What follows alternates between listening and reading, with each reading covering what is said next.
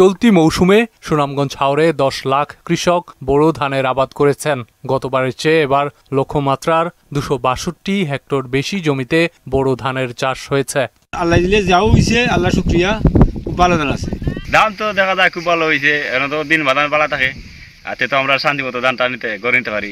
বর্তমানে ফসল অনেক ভালো হয়েছে, আল্লাহ যা দিচ্ছেন ভালো দিচ্ছেন, বাকি দিন তো আল্লাহ ভালো রাখেন। ফলন ভালো হওয়ায় বেজায় খুশি চাষিরা। এক সপ্তাহের মধ্যে পুরোদমে ধান কাটা শুরু হবে। যদি ভাতর তোর না হয় তে কৃষকরা খুশি, আর যদি ভাতর তোর দেয় তো ধান করে নিতে পারতাম।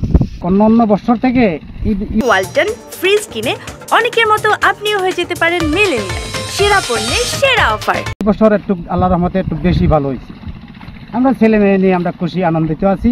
ফসলটা ভালো হয়েছে, আর মনে হয় খরা না দিন দেয় আমরা নিশ্চিত খাটটা ধান তুলে দিতে পারবো। আবহাওয়া অনুকূলে থাকলে মে মাসের প্রথম সপ্তাহের মধ্যে শতভাগ ধান কাটা শেষ হবে বলে জানায় কৃষি বিভাগ।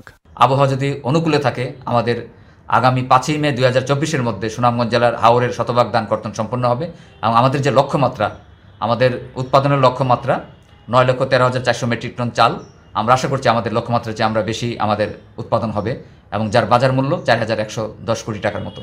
এবার সুনামগঞ্জে 9,13,400 মেট্রিক টন চাল উৎপাদনের লক্ষ্যমাত্রা ধরা হয়েছে, যার বাজার মূল্য 4,110 কোটি টাকা। তানজিদ ভুইয়া, মোহনা সংবাদ।